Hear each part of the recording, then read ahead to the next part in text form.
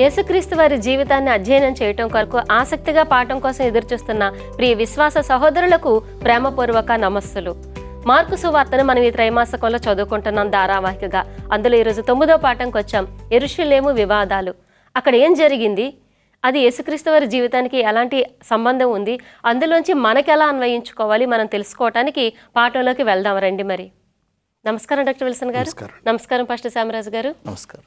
మనం ఈ త్రైమాసికంలో మార్కు సువార్తను ధారావాహికగా చదువుకుంటున్నాం డాక్టర్ గారు. ఈరోజు పాఠం యెరూషలేము వివాదాలు అన్నారు. పాఠం గురించి మాకు కొంచెం పరిచయం చేయండి. మార్కు సువార్తకు 16 అధ్యాయాలు ఉన్నాయి. 3.5 సంవత్సరాల సువార్త సేవ చరిత్రది. అర్థమవుతుందండి. ఈ 10 అధ్యాయాలు ఇప్పుడు వరకు 3.5 సంవత్సరాలు దాదాపు అయిపోయింది. ఆఖరి వారం మాత్రం ఈ 6 అధ్యాయాలు. అంటే యేసుప్రభు వారు ప్రసంగాలు, ఉపమానాలు, అద్భుతాలు ఇవే కాకోకుండా యేసుక్రీస్తు వారు మనకి ఏమి చేశారు. యెరూషలేములో మరణించాలని ప్రవచనం ఉంది కదా. సో ఈరోజు యెరూషలేము నుంచి ప్రారంభిస్తున్నాము. ఈ 6 అధ్యాయాలు కూడాను యేసుప్రభు వారు చేసింది చాలా చాలా అవసరం మానవుడి జీవితానికి. ముఖ్యంగా ఈ యొక్క 11 అధ్యాయంలో 5 కాంట్రవర్సీస్, విభేదాలు, వివాదాలు. ఎందుకంటే ముఖ్యంగా మత నాయకులతోనే ఎక్కువ. వాళ్ళు ఏం చేస్తున్నారంటే మరి they want to confront him. ఏంటి ఇలా జరుగుతున్నావు, మాకు ఆపోజిట్ ఎందుకు చెప్తున్నావు, మేము చేసే పారంపర్య పద్ధతులన్నీ కూడా, ఆచార పద్ధతులన్నీ నువ్వు ఎందుకు బలపరచట్లేదు, ఎందుకు ఖండిస్తున్నావు? Are confound them. మాలో కలిసిపో, ఏమవుదలే నీకు, మేము చేస్తాం, నువ్వు నోరు మూసుకొని ఉండు, నేను గొప్పవాడికి చేస్తాం, నిన్ను కూడా ఒక పూజ. Confound them or defeat Jesus. 3వ ఆప్షన్. ఏం చేయాలా? ఆయన్ని పక్కన పెట్టేసేసి పూర్తిగా ఆయన అపజయం వచ్చేలా చేసి చంపేనని చంపేసేయాలా, లేకపోతే దూరంగా పంపించేసి ఏదో ఒకటి చేయాలి. ఇది రోమా యొక్క నాయకులతో కూడా కలిసి జరుగుతున్నట్లుగా మనం చూస్తున్నాం. ఈరోజు పాఠం ఏంటంటే యేసు ప్రభు వారు తనకి యెరూషలేము దగ్గరికి వస్తారు. అక్కడ మరి 6 రకాలైన రకరకాలైన విభేదాలు, వేరే వేరే విషయాల మీద వాళ్ళకి ఆర్గ్యుమెంట్ జరుగుతూ ఉంటుంది అన్నమాట. దాంట్లో ఏంటన్నది ముఖ్యంగా పాస్ ఓవర్ దగ్గర ఈ యొక్క పస్కా, ఏప్రిల్ మార్చి నెలలో మరి పస్కా జరగనై ఉన్నది. ఆ పస్కా గురించి ఇప్పుడు ఈ పాఠం కొరకు లేఖనం వినిపించండి పాస్టర్ గారు. మార్కు సువార్త 11వ అధ్యాయము 25వ వచనం నుంచి తీసుకోబడ్డదండి. మీకు ఒకని మీద విరోధం ఏమైనను కలిగిన ఎడల మీరు నిలువబడి ప్రార్థన చేయనప్పుడల్లను వాణ్ణి క్షమించుడి. ప్రార్థన చేయనప్పుడల్లా క్షమించమన్నారు డాక్టర్ గారు. మరి సేవలో ప్రభువారు ఎవరికి అనేకమైన అద్భుతాలు చేస్తున్నారు, సహాయం చేశారు, అన్ని చేసినప్పుడు ఎవరికి ఏమీ చెప్పకు సుమి అని అన్నారు. అంత ఖండితంగా చెప్పారు. ఇక్కడ యెరూషలేముకి వచ్చినప్పుడు వారి చేసిన ఊరేగింపుకి ఎందుకు సమ్మతించారంటారు? ఇది చాలా మంచి ఆలోచన. యేసు ప్రభు వారు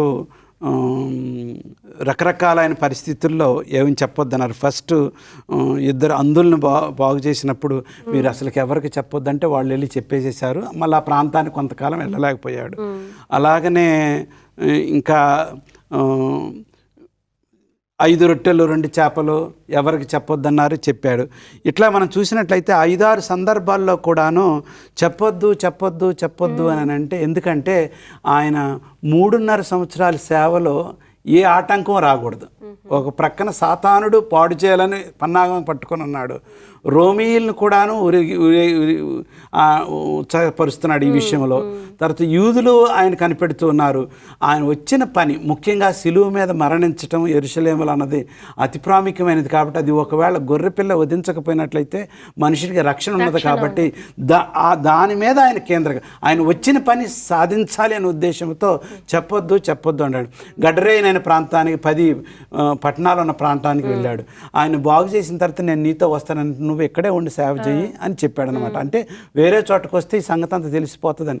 సో అన్ని చోట్ల అట్లా చెప్పిన ఆయన ఈ రోజున ఒక గాడిద మీదకి యెరూషలేముకు బహిరంగంగా వెళుతున్నాడు. అందరికి కూడాను hosanna, blessed is the name who is coming on the name of David. దావీదు పేరు మీద వస్తున్నాడు, ఆశీర్వదించబడిన. ఎందుకు వచ్చినాడు, ఎలా జరిగిందని అంటే ఈయన ఊరు వెలుపల ఉన్న బేతనీ గ్రామంలో ఒక గాడిదని తీసుకొని దాని మీద ఎక్కి అందరూ కూడాను మట్టలో పచ్చ ఆకులు అంటే ప్రాస్పారిటీ, ఆశీర్వాదం. ఎందుకు ఇట్లా జరుగుతుందంటే పూర్వకాలం రోజుల్లో ఎవరైనా ఒక రాజ్యం మీదకి వెళ్ళి ఆయన ఓడించినట్లయితే వచ్చినప్పుడు జయం పలుకుతూ ఖచ్చితంగా ఆ రాజుని యెరూషలేములోకి ముఖ్య పట్టణంలోనికి ఆహ్వానిస్తారు. అంతేకాకుండా వాళ్ళు ఈస్ట్ తలుపులో నుంచి, ఈస్ట్ ద్వారం నుంచి, తూర్పు ముఖ్య ద్వారం నుంచి వస్తారు. వాళ్ళు ఆ ద్వారం నుంచే వచ్చిన వాళ్ళే రాజు. ఇంక వేరే వాళ్ళు రాజు వచ్చిన తర్వాత తలుపు మూసేస్తారు. ఆ సందర్భంలో పస్కా సమయం కాబట్టి ఆ రాజుని ఆ ద్వారం ద్వారా వచ్చాడు ఇప్పుడు యేసుప్రభు వారు. అది చూసి ఇంకా జనం ఎక్కువైపోయి దావీదుపురం తరపు నుంచి వచ్చినాడు. యెరూషలేం ఆఫ్టర్ ఆల్ 2400 ఎత్తులో ఉందండి. 250 ఎకరాలు పట్టణం అది. ఈ పట్టణానికి మరి 37 ఎకరాల్లో దేవుని దేవాలయం ఉన్నది. ఈ చిన్న పట్టణమే ఇది. కానీ జనం మాత్రం క్రిక్కిరిసిపోయారు. ఎందుకు? పండగ కాబట్టి, పస్కా పండుగ కాబట్టి. ఈ సందర్భంలో యేసుప్రభు వారు మరి ఇట్లా ఊరేగించడం పిచ్చెక్కిపోయింది ఎవరికి? మత నాయకుడికి. ఈ విధంగా జరగటం వల్ల, యెరూషలేములోకి రావటం వల్ల royal symbolic of king entering as prophesied 700 BC. యేసుప్రభు దావీదు కాలం నుంచి ప్రవచించారు. యేసుప్రభు వారు ఖచ్చితంగా ఆయనలో ప్రతి ప్రవచనం నెరవేరింది. చాలా చాలా చక్కగా ఉందండి. పాస్టర్ గారు, మరి ఈ సువార్తలో మనం తర్వాత గమనించినట్లయితే శపించబడిన అంజూరపు చెట్టు, అదే విధంగా తర్వాత ఆలయ శుద్ధీకరణ విషయంలో ప్రభువారి స్పందన, వీటి నుండి మనం ఎలాంటి ఆధ్యాత్మిక పాఠాలు నేర్చుకోవాలంటారు? రెండాట్లు కూడా మనం చూసుకున్నప్పుడు యేసుక్రీస్తు వారు మరి ఆఖరి వారం అంతా కూడా బేత నుంచి యెరూషలేము బేతని అక్కడే ఆయన ప్రయాణమై వెళ్తున్నట్లు మనము వాక్య భాగాలుగా మనం చూడగలుగుతున్నాము.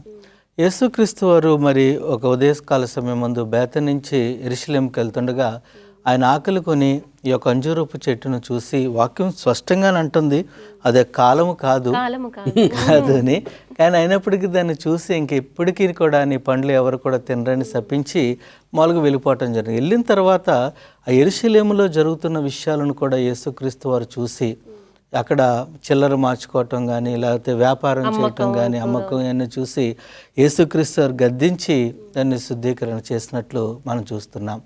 ఇక్కడ మనం గమనించుకోవాల్సిన కొన్ని ప్రాముఖ్యమైన విషయాలు ఏంటంటే, ఈ యొక్క అంజూరపు చెట్టు యేసుక్రీస్తు వారు ఎప్పుడు కూడా ఇంకొక ఉపమానంలో కూడా ఆయన చెబుతూ ఏమన్నారంటే, నేను విత్తన దానిని కోస్తానని. అంటే ప్రతి కాలంలో శిష్యులకు నేర్పిస్తానికి యేసుక్రీస్తు వారు చేశారు. ప్రతి కాలంలో కూడా మన సిద్ధపాటుతో అనేది మనం ప్రాముఖ్యంగా ఉండాలి. ఇంకొక విషయం ఏంటంటే, దేవుని యొక్క దేవాలయం దగ్గరకు వచ్చేటప్పుడు అది ప్రతి ఒక్కరికి కూడా ప్రార్థన మందిరంగా ఉండాలి తప్ప దాన్ని వ్యాపార రీతిగా మనం మార్చుకుని మన స్వార్థపూర్వకంగా మనం చేయకూడదని మనకి ఇక్కడ తెలియచేయబడుతుంది. ఇంకొక ప్రాముఖ్యమైన విషయం మనం చూస్తున్నాం ఏంటంటే, ఇంకా బాగా లోతుగా చూసుకున్నప్పుడు ఆయన ఈ యొక్క దేవాలయమును శపించకపోయినప్పటికీ తర్వాత జరిగే పరిణామాలను మనసులో పెట్టుకుని ఈ చెట్టు యొక్క సాదృశ్యాన్ని అక్కడ చూపించినట్లు మనం చూడగలుగుతామండి. చాలా మంచి తలంపు అండి. అది అందరూ గబుకన గుర్తించలేం, కానీ చాలా అద్భుతంగా ఉంది. చిన్న విరామం తీసుకుందాం. చూస్తున్నారు కదా ప్రియ సహోదరులారా, చిన్న బ్రేక్ తర్వాత యెరూషలేం గురించి ఇంకొంచెం వివరంగా తెలుసుకుందాం.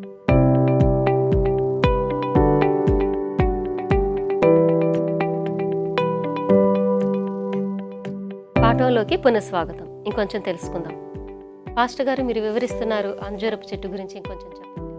అంజూరపు చెట్టు దగ్గరకు వచ్చేటప్పటికి అదొక క్రైస్తవ జీవితానికి పోలి ఉన్నట్లు మనం చూడగలుగుతామండి. ఎందుకంటే ఒక చెట్టు పచ్చదనముతో, ఆకులతో ఎలాగైతే నిండి ఉన్నదో అదే రీతిగా క్రైస్తవ జీవితం కూడా ఎప్పుడు కూడా పచ్చదనముతో ఉండాలి. పచ్చదనం అంటే ఆధ్యాత్మికమైన విషయాలతో నిండి ఉండాలి, దానికి తగ్గట్టు ఫలం కూడా ఉండాలి. కానీ ఇక్కడ మనం చూస్తున్నప్పుడు ఈ యొక్క యూదుల్లో కానీ అక్కడ జరుగుతున్న పండుగలో కానీ వారు పచ్చదనాన్ని అయితే చూపెడుతున్నారంటే బహిరంగత్వంగా, ఆచారాత్మకంగా ఉంది మతం అంతా కూడా చూపెడుతున్నారు. కానీ లోనికి వచ్చేటప్పటికి నిజమైన ఆధ్యాత్మికమైన పరిస్థితి లేదు అన్నట్టు మనం చూస్తున్నాము. మనం దానియేలు గ్రంథంలో కూడా చూసుకున్నప్పుడు ఒక చెట్టుకి రాజుగారిని పోల్చి మాట్లాడి విశాలంగా విస్తారంగా పెరిగి ఉన్నది, కానీ అది తర్వాత నరకవేయబడ్డది. ఎందుకంటే దానికి రావాల్సిన ఫలము, దానికి దేవునికి ఇవ్వాల్సిన మహిమ ఇవ్వలేని పరిస్థితి వచ్చిందని మనం చూడగలుగుతున్నాం. కనుకనే ఇక్కడ అంజూరపు చెట్టు విషయంలో మనం చూసుకున్నప్పుడు ఒక క్రైస్తవుని జీవితానికి పోల్చి మాట్లాడుతున్నది. సామెతలు కీర్తనలు 1వ అధ్యాయంలో కూడా చెట్టు కోసము మాట్లాడుతూ ఇర్మియా గ్రంథంలో కూడా మనం చూస్తాము. ఎలాగైతే అక్కడ నీటి కాలువల పక్కన తన ఏరున పెట్టుకుని పచ్చదనముతో, అంటే కేవలం పచ్చదనమే కాదు, తనకు తగిన సమయమున ఫలమిచ్చు చెట్టు వలె ఉండాలని దేవుడు కోరుకుంటున్నాడు చూస్తున్నాం. అంటే ఆ ఫలము లేనప్పుడు చెట్టునే చెప్పించారు ప్రభు. జీవితంలో కూడా ఫలాలు లేకపోతే పరిస్థితి ఆ విధంగానే ఎదుర్కోవలసి వస్తుంది. పెద్ద గద్దెంపే అసలు, చాలా పెద్ద హెచ్చరిక అది. డాక్టర్ గారు, మరి ఇలాగ అనేక రీతిలుగా వాదిస్తున్నారు వాళ్ళు పరిచయులందరూ. అలా వారికి ప్రభువారు ద్రాక్ష తోట యజమాని అనే ఉపమానం ఎందుకు చెప్పారంటారు? ఇక్కడ ఖచ్చితంగా కన్ఫ్రంటేషనల్. యేసు ప్రభు వారు ఇప్పుడు వరకేమో వాళ్ళు ఏది చెప్పినా పక్కకి వెళ్ళిపోయారు, ఎందుకంటే ఆయన కార్యం జరగాలి కాబట్టి. ఇప్పుడు ఇది ఆఖరి వారం వచ్చింది కాబట్టి ఖచ్చితంగా వాళ్ళు ఎదుర్కొంటూ ఇది చాలా ఆశ్చర్యంగా ఉంది. సో యేసుప్రభు వారు ఎప్పుడైతే దేవాలయాన్ని శుభ్రం చేసి, మీరు 500 రూపాయలు గొర్రెపిల్లని మీరు 5,000కి అమ్ముతున్నారేంటి, మీరు డబ్బులు చేసుకుంటున్నారేంటి, రోమా యొక్క డబ్బులన్నీ ప్రక్కన పెట్టేసేసి దేవాలయ డబ్బుల్లో మీరు మోసం చేసుకుంటున్నారు, మీ అంతటికి మీరే ధనికులు అవ్వాలని ప్రయత్నిస్తున్నారు, మతం పేరు మీద ఈ విధంగా చేస్తున్నారంటే గద్దించినందుకు, ఆ బల్లలు పడద్రోసినందుకు నువ్వు ఏ అధికారంతో చేస్తున్నావని అంటే, మరి ఆయన్ని ఏదో ఒక విధంగా నలుగురు ముందు హేళన చేసి కించపరిచి బయటికి పంపించేసేయాలని ఈ విధంగా చేస్తున్నప్పుడు అప్పుడు ఆయన కూడాను ఒక జవాబు అడిగారు, బాప్తిజం ఇచ్చి యోహాను దేవుడి దగ్గర నుంచి వచ్చాడా మరి మనిషి దగ్గర నుంచి వచ్చాడని. వాళ్ళు మాకు తెలియదు, వాళ్ళు మాట్లాడుకున్నట్లుగా మనకు కనపడుతుంది అనమాట. మనం ఇదంటేనే ఇది ప్రాబ్లం వస్తుంది, అదంటే మాకు తెలియదు అని అన్నారు. అప్పుడు నేను కూడా ఏ అధికారంతో చేస్తాను, ఆయన ముఖాన్ని చూసి, ఆయన అధికారాన్ని చూసి, ఆయన నీతిని చూసి, ఈయన దేవుడు మనిషిని వాళ్ళు గ్రహించలేకపోయారండి. అంత పొర మధ్యలో ఆ గర్వం అనేది, అహంభావం అనేది కమ్మేసినట్లుగా అయిపోయింది. ఇంకొక సంఘటన జరిగింది మీరు అడిగినట్లుగా. మరి యేసుప్రభు వారు వాళ్ళందరూ వింటూ ఉండగా, ఇంత పీక్ ఆఫ్ డిస్కషన్ అండ్ ఆర్గ్యుమెంట్లో ఒక చిన్న ఉపమానం చెప్పాడు. ఒక ద్రాక్ష తోట వేసినవాడు యజమానుడు తోట వేసేసేసి ఏదో పనుల మీద ఊరికి వెళ్ళాడు. మరి కొద్ది రోజుల తర్వాత వచ్చి మరి దాని ఫలితాలు, లాభం ఏంటో కొద్ది పంపించమని అంటే వచ్చిన వాడిని కొట్టి చంపేసేశారు. రెండో వాడిని. సో ఈ విధంగా చేసేసరికి నా కుమారుని పంపిస్తే గౌరవిస్తారేమో అనుకొని కుమారుని పంపిస్తే ఆయన్ని కూడా దూషించి ఆయన చంపేసినట్టుగా చూసింది. అప్పుడు ఓనర్ వచ్చి ఇట్లా చేస్తారని ఆ ద్రాక్ష తోటని తీసివేసుకున్నారు. ఇది ఖచ్చితంగా యోధా వారికి, ఎందుకంటే ఇంకా కొద్ది సంవత్సరాల్లో, ఇంకా 3-4 సంవత్సరాల్లో సౌలు పౌలుగా అయ్యి ఆయన పిలుపు ఏంటంటే, నువ్వు యూదులకు వద్దు, నిన్ను వాళ్ళు తిరస్కరించారు, యేసు ప్రభువునే తిరస్కరించారు, నువ్వు అన్యులకి అందరికీ వెళ్ళి ప్రకటించమని చెప్పారు. ఇట్స్ గాడ్స్ ప్లాన్ అనమాట. సో వీళ్ళు ఇప్పుడు ఈ మాట, ఈ ఉపమానం వాళ్ళ మీద చెప్పబడిందని తెలుసుకున్నారు. ఎందుకంటే యెషయా 5వ అధ్యాయంలో రాయబడ్డది కాబట్టి ఈ ఉపమానం. అది దేవుని కుమారుడు ఆయన చంపడానికి రెడీగా ఉన్నారు. మీరు అన్నీ కూడాను ఈజ్ ప్రిపేరింగ్ అనమాట అండి క్లైమాక్స్ కోసం. నేను ఆ కుమారుణ్ణి మీకు ఇచ్చాము ఈ బాధ్యత చేయమని, మీరు వినట్లేదు, అందుకోసం నేను సో అదంతా చెప్పిన తర్వాత కూడా వాళ్ళు గ్రహించలేదు. ఆఖరికి ఆయన్ని మరి రోమీల సహాయంతో ఆయన చంపడానికి సిద్ధపడి ఉన్నారు. పాస్టర్ గారు, మరి యేసు ప్రభు వారితో వీరందరూ అనేక విధానాలుగా వాదిస్తూనే ఉన్నారు. ముందుగా వింటున్నాం మనం. అలాంటి వాదించిన వారితో ప్రభువారు ఇచ్చిన సమాధానాలు ఎలాంటివి, మనం ఏమి నేర్చుకోవాలంటారు? యేసుక్రీస్తు వారి దగ్గరికి మరి ఎక్కువగా పరిసయ్యులు, హేరోదేయులు, ఆ తర్వాత సద్దుకాయలు వీళ్ళందరూ కూడా వచ్చి ఎలాగైనా యేసుక్రీస్తు వారిని ఎక్కడో చోట తప్పులో పట్టుకోవాలని వారి ప్రయత్నం చేస్తున్నట్లు మనం చూస్తున్నాం. ఈ పాఠంలో మనం చూస్తున్నప్పుడు మార్కు సువార్త 12వ అధ్యాయము 13 నుంచి 27 వచనాల వరకు ఈ యొక్క ఇద్దరు గుంపు వారు వచ్చినట్లు చూస్తున్నాం. ఫస్ట్ పరిసయ్యులు, అదే రీతిగా హెరోదీయులు ఆయన దగ్గరికి వచ్చి, ఆయన మరి మనం దేవునికి డబ్బులు ఇవ్వాలా లేదా, లేకపోతే పన్ను కట్టాలా లేదా అని శోధించి, అటు దేవునికే ఇవ్వాలని చెప్తే అటు పన్ను కట్టడం మాట్లాడుతున్నాడు అని తీసుకొద్దామని, అటు మళ్ళీ ఇటు పెడితే మళ్ళీ అటు దైవదర్శనం చేస్తున్నాడని తీసుకురావటానికి వారు ప్రయత్నం చేసినప్పుడు యేసుక్రీస్తు వారు చక్కగా తెలివిగా, అయితే నాకు ఒక నాణ్యము తీసుకురండి, రూపాయి తీసుకురామని చెప్పి, దాని మీద ఎవరు గుర్తున్నది అని చెప్పి మాట్లాడి, ఆ గుర్తు వారికి ఉన్నది కాబట్టి వారికి ఇవ్వాల్సింది వారికి ఇచ్చి, దేవునికి ఇవ్వాల్సిందిగా చెప్పినట్టు చూస్తున్నాం. అంటే ఆ సమాధానం వాళ్ళు ఎక్స్పెక్ట్ చేయలేదు. ఏదో ఒక, ఎందుకంటే ఇప్పుడు దగ్గర మనం చూసుకున్నప్పుడు హెరోదీయులు ఉన్నట్లు మనం చూస్తున్నాం. ఇలాంటి ఎప్పుడు కూడా ఆ ప్రభుత్వానికి సపోర్ట్ చేసేవాళ్ళు.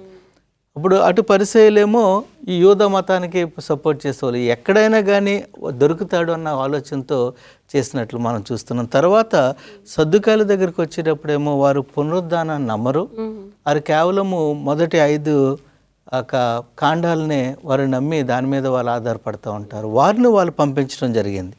వాళ్ళు కూడా వచ్చి వాళ్ళు ఏమంటున్నారంటే ఒక అతనికి మరి ఒక భార్య ఎందుకని ఆయన చనిపోయాడు, తర్వాత వాళ్ళ తమ్ముడు చేసుకున్నాడు, తర్వాత తమ్ముడు చేసుకున్నాడు, అలాగే 7 చేసుకోవడం జరిగింది, చనిపోయారు. పరలోక రాజ్యంకి వచ్చేటికి ఎవరు పునరుద్ధానం? కష్టమైన ప్రశ్నలు ఆయనకి. అంటే ఇక్కడ మనకు తెలిసింది ఏంటంటే యేసుక్రీస్తు వారు అసలే వీళ్ళు ఎవరు ఈ సద్దుకాయలు పునరుద్ధానం కోసమే నమ్మరు, కానీ వాళ్ళు వచ్చి యేసుక్రీస్తు వారిని అడుగుతున్నారు భార్య ఉంటుందని చెప్పినప్పుడు యేసుక్రీస్తు వారు చక్కగా సమాధానం చెప్పి వారి సమయాన్ని బట్టి పరలోకంలో తిరిగి యేసుక్రీస్తు రెండోసారి వచ్చినప్పుడు వివాహాలు అనేది ఉండదు, లేకపోతే అక్కడ ఇలా కుటుంబ వ్యవస్థ ఉండదని ఆ సమయానికి చెబుతూ ఆయన తెలివిగా మరి పునరుద్ధానం అనేది ఉంటుంది కంపల్సరీ అని తిరిగి వారికి జవాబు చెప్పినట్లు మనం చూడగలుగుతున్నామండి. అంటే ఆయన యొక్క సమాధానాలు అటు కాంట్రడిక్ట్గా లేవు, అటు వ్యతిరేకంగా భిన్నమైనగా లేవు, అలాగనేసి వాళ్ళు అనుకున్న దానికి అంగీకారంగా కూడా లేవు. చక్కగా సత్యాలు కూడా నేర్పిస్తూ దైవరేకంగా ఏదైతే రైటో అది నేర్పించి వారి యొక్క దృష్టిలో పెట్టడానికి యేసుక్రీస్తు వారు సమాధానం చెప్పినట్టు చూస్తున్నాం. నిజంగా అది పరలోక జ్ఞానమే కదండి. అంటే వాళ్ళు చెప్పింది ఖండించటం లేదు, అలాగని పూర్తిగా వాళ్ళు వ్యతిరేకించి గద్దించడం లేదు, కానీ చెప్పాలనుకుంది చెప్తున్నారు, వాళ్ళు తప్పితే వాళ్ళు ఎవరు ముగించేస్తున్నారు. చిన్న విరామం తీసుకుందామండి. వింటున్నారు కదా ప్రియ సహోదరులారా, యేసుప్రభు వారి గురించి ఎంత వింటుంటే అంత ఇంకా ఆధ్యాత్మిక ఆనందం కలుగుతుంది. చిన్న బ్రేక్ తర్వాత ఇంకొంచెం నేర్చుకుందాం.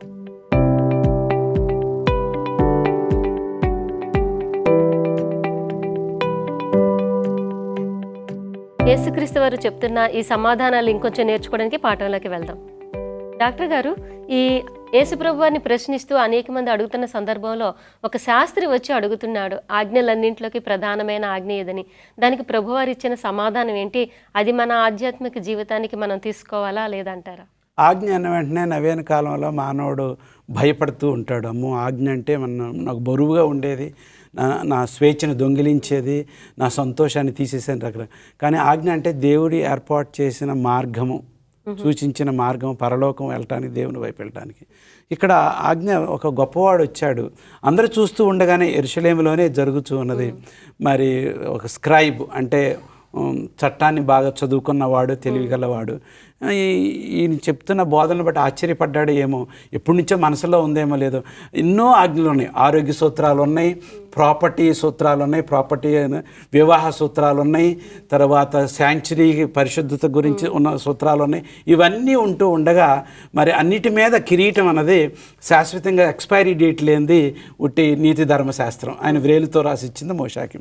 సో ఈ అన్ని ఆజ్ఞలు 720 వరకు ఉన్నాయి. ఇవన్నీ కూడా చూస్తే వీటిలో మరి ప్రాధాన్యత ఏదని యేసుప్రభుని అడిగినప్పుడు యేసుప్రభు చికాకు పడ్డా, నువ్వు ఎంత స్క్రైబు కదా, నువ్వు PhD చేసావు కదా, ఎంత అందరికి నేర్పించేవాడివి కదా, నువ్వు నన్ను అడుగుతున్నావు ఏంటని ఆయన ఏం అడగ. ఈ డిడ్ నాట్ ఈవెన్ వేస్ట్ ప్రతి బ్రెత్ కూడాను. ఆయన ఏమన్నాడంటే దైవ గ్రంథంలో ఏం చెప్పబడి ఉన్నది. ఈ యొక్క ద్వితీయోపదేశకాండం 6వ అధ్యాయంలో ప్రతి ఒక్క బిడ్డకి గర్భిణీలో ఉన్నప్పుడే తల్లి చెవిలో, బిడ్డ పుట్టిన వెంటనే చెవిలో పెట్టేది ఏంటంటే, వినుము ఓ ఇశ్రాయేలు, మన దేవుడైన యెహోవా ఒక్క దేవుడే. అది రోజుకు 3-4 సార్లు ఆ చిన్నపిల్లవాని చెవులో చెప్పాలన్నమాట. అది వినుము, hear O Israel, the Lord our God is one Lord. అది అంటే వాళ్ళు చెప్పే విధానం ఆ హెబ్రీ భాషలో కొంచెం దీర్ఘంగా, వినసంపుగా, పాట రూపంలో శ్లోకరీతిగా ఉంటుంది. వినుము ఇశ్రాయేలు, నీ దేవుడని ఇది ఉన్నది కదా, అది మొదట ఆజ్ఞ. నీ దేవుడైన యెహోవాని పూర్ణ ఆత్మతోనూ పూర్ణ హృదయంతోనూ ప్రేమించాలి. దేవుడు అక్కడితో ఆక్కోకుండా వెంటనే ఇంకొకటి లింక్ చేసాడంటే, మతం అనేది దేవుడి పూజ ఏదో అరణ్యంలో కానీ కొండల్లో కానీ తప్ప చేయటం దేవుడు ఒక్కడే కాదు, నువ్వు మనుషుల మధ్య నుండి మనుషులను ప్రేమించాలి. అంటే లేవికాండం 19:18 నీ పొరుగువారిని నిన్ను వలె ప్రేమించాలి. సో ఎన్నో చట్టాలు ఉండొచ్చు, కానీ ఆ యొక్క ఒరిజినల్ హీబ్రూకి నేర్పించవలసిన ఆ యొక్క యెహోవాని ప్రేమించడం నీ పొరుగువాన్ని ప్రేమించడం కాయిన్కి 2 వైపులు ఉంటుంది, ఇది చాలా ప్రాముఖ్యం అని చెప్తే ఆయన ఆశ్చర్యంగా వెళ్ళిపోయినట్లే మనం చూస్తున్నాం. ఇదంతా కూడా ఆయన చేసినప్పుడు you are faithfully fulfilling the will of God, దేవుని చిత్తాన్ని నువ్వు నెరవేరుస్తున్నావు, ఇది అసలైన క్రైస్తత్వం అని నేర్పించారు. ఈ తలంపుని, ఈ జవాబుని ఈ రోజున మనం వర్తించామనుకో ఏమైనా క్రైస్తత్వం నిలుస్తుందా? మన దేవుణ్ణి ప్రేమించట్లేదు, ఎందుకంటే ఎప్పుడు ఆయన ప్రేమ ఆయన దయ అంటున్నారు కానీ చేసేది వేరు, చెప్పింది వేరు అనమాట. ఈ రోజుల్లో క్రైస్తత్వం వేరండి. యెరూషలేము వివాదాలు, ఈ పాఠంలో మనం నేర్చుకోవాల్సిన ఇంకేమైనా ఉంటే చెప్పండి పాస్టర్ గారు. మనం ఇందాక చెట్టు కోసం మనం నేర్చుకుని ఉన్నామండి. ఆ చెట్టు అంజూరపు చెట్టును యేసుక్రీస్తు వారు శపించటము.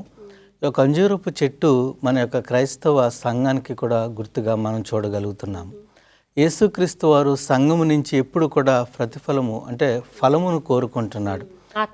ఆత్మఫలములు అంటే ప్రతిసారి ప్రతి ఒక్కరు కూడా సంఘం ఎలాగ ఉండాలంటే అనేక మంది శిష్యులను తరబీదు చేస్తూ మరి ఇంకా ఎక్కువ శిష్యరకంలోనికి తీసుకువెళ్ళటానికి చేయాలని మనం చూస్తున్నాము. కానీ మనం ఎప్పుడైతే విఫలమవుతున్నామో అంజూరపు చెట్టుకి పట్టిన గతే తప్పనిసరిగా వస్తుందని మనం ఇక్కడ గమనించుకోగలుగుతాం. చాలాసార్లు మనం ఏం చేస్తూ ఉంటామంటే పాస్టర్ గారు మాట్లాడుతూ ఏమంటున్నారంటే ఒక ఆజ్ఞల దగ్గరకు వచ్చేటప్పుడు నువ్వు ఎప్పుడైతే నిన్ను వల్ల నీ పొరుగువాన్ని ప్రేమించగలుగుతావో అప్పుడే నువ్వు ఆజ్ఞను పాటిస్తున్నట్లు అని మనం చూడగలుగుతున్నాము. మరి యోహాను భక్తుడు కూడా మరి ఈ యొక్క ఎపిసోడ్స్ రాసేటప్పుడు అతను కూడా ఏమన్నాడంటే నువ్వు నీ సహోదరుని నువ్వు ప్రేమించగలిగితేనే కనపడకున్న దేవుణ్ణి చేసినట్టు ఉంటావు. దేవుణ్ణి ప్రేమించడం అంటేనే ఆయన ఆజ్ఞలు గాయకుంటామని చాలా చక్కగా వివరించి చెప్పినట్లు మనం చూస్తున్నాం. మనం ఏంటంటే బహిరంగత్వంగా బయటికి చాలా పచ్చదనంతో నిండి ఉన్నట్లు మనమైతే జీవిస్తున్నాం, కానీ వాస్తవానికి వచ్చేటప్పుడు అటు దేవుణ్ణి ఇందాక మనకి 2 ఆజ్ఞలు, నీ దేవుణ్ణి నీ పూర్ణ హృదయంతో ఆరాధించాలి, ప్రేమించాలన్నది, దాన్ని మనం తిరస్కరించేస్తున్నాము. మరి ప్రేమించడంలో కూడా మనము విఫలమవుతున్నట్లు మనం చూడగలుగుతున్నాము. ఇంకొక ప్రాముఖ్యమైన విషయము మనం ఇక్కడ చూడగలిగింది ఏంటంటే దేవుడు మనకి ఒబేడియన్స్ అనేది తప్పనిసరిగా ఇచ్చాడండి. అది ఆ ఒబేడియన్స్ అంటే ఆయనకి ఎప్పుడైతే మనము నమ్మకముగా విధేయతగా ఉంటామో అప్పుడే మనలో ప్రతిఫలం అనేది బయటకు వస్తూ ఉంటుంది. ఒక చెట్టు ఆ తోటవాడి పనివాడు తోటమాలి చెప్పినట్టు వినగలిగితే దానికి మంచి ఫలాలు వస్తాయి, లేకపోతే మంచి ఫలాలు కాదు కదా. ఎంత పచ్చగా ఉన్నా కానీ దాని సరైన సమయంలో ఫలాలు రావు. మన దేవుడు కూడా మన దగ్గర నుంచి ఎక్స్పెక్ట్ చేస్తుంది ఏంటంటే అలాంటి ఫలాలు మన దగ్గర ఉండాలని కోరుకుంటున్నాడు. అవి ఉండాలంటే విధేయత అనేది చాలా ప్రాముఖ్యమని మనం చూస్తున్నాము.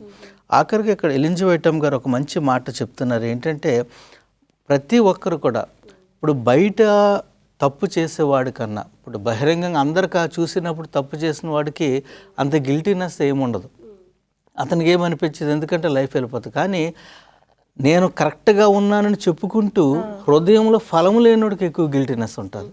ఎందుకంటే దేవుడు పరీక్షించినప్పుడు వాడు బహిరంగ చేస్తున్నప్పుడు వాడు ఏదో ఒక రోజు తప్పు అని తెలుసుకుని వాడు మారు మనసు పొందటానికి దేవుడు అవకాశం ఇస్తున్నాడు. కానీ నటించేవాడికి ఆ నటించేవాడి దగ్గరికి వచ్చేటప్పుడు ఆడేమనుకుంటున్నాడంటే ఏం చేస్తున్నా నాకు ఫలాలు వస్తుంది, ఫలం వస్తుంది అనుకుంటున్నాడు. కానీ వాస్తవానికి దేవుడు చెప్పిన ఫలమును మట్టికి దేవుని మహిమార్థంగా అతను తీసుకురాలేకపోతున్నాడు. అయితే మనకి ఇక్కడ చూస్తున్నది ఈ పాఠంలో యెరూషలేములో అనేకమైన కార్యక్రమాలు ఆఖరి వారంలో యేసుక్రీస్తు వారు చేస్తూ ప్రతిదీ కూడా ఆయన సంఘానికి లింక్ చేసేస్తారండి. ఇండివిజువల్గా కాకుండా సంఘానికి ఒక గ్రూప్గా లింక్ చేసి ఆ గ్రూప్ అనేది ఎప్పుడు కూడా దైవరకంగా ఫలమును పొందేదానిగా ఉండాలని దేవుడు మనకు నేర్పిస్తున్నారు. బాగుందండి. చివరిగా ఒక మంచి తలంపుతోని పాఠం మనకు ముగించారు. ఈ రీతిగా పాఠం విన్న ప్రేక్షకులందరూ ఆత్మఫలం ఉండాలని దీవించండి పాస్టర్ గారు. మహాపరిశుద్ధుడా మా ఘనమైన తండ్రి, ప్రభా, మీరు మాకు ఇచ్చిన వాక్యాన్ని బట్టి వందనాలు చెల్లించుకుంటూ మీ ఆత్మఫలము మాకు అనుగ్రహించి ప్రభా మీరు మమ్మల్ని పరీక్షించడానికి వచ్చినప్పుడు ఆ ఫలములు మా జీవితంలో ఉండే ధన్యతను కలుగచేయండి. వాక్యం విన్న వారిని ఆశీర్వదించండి ప్రభా. ఈ యొక్క హోప్ టీవీ ఇండియాని మీరు దీవించి మమ్మల్ని అందరినీ మీ సువార్తలో వాడుకుంటారని యేసు నామం అడుగుతున్నాము తండ్రి. ఆమేన్. బాగుందండి. చాలా విలువైన పాఠం ఇది. యెరూషలేములో జరిగిన సంఘటనలు చాలా వివరంగా చెప్పారు. చాలా ధన్యవాదాలండి. తెలుసుకున్నాం కదా ప్రియ సహోదరులారా, యెరూషలేములోని వివాదాలు, ప్రభువారి జీవితంలోని సంఘటనలు, అందులోంచి మనం ఎలా స్పందించాలి ఆ సంఘటన మనకు ఎదురైనప్పుడు అనే పాఠాలన్నీ కూడా నేర్చుకున్నాం. ఇక్కడితో ఇంత అయిపోలేదు కానీ ఇంకా చివరి రోజుల్లో యేసు ప్రభువారు ఏ పరిస్థితులను ఎదుర్కొన్నారు, ఆయన ఎలాగా వాటిని అనుభవించారు, వాటిని మనం కూడా అనుభవించాలి, అనుభూతి చెందాలి అంటే ఆ పాఠం మనం వినాలి. విని నేర్చుకోవడానికి ఇంకో పాఠంలో కలుసుకుందాం. అంతవరకు శుభములు.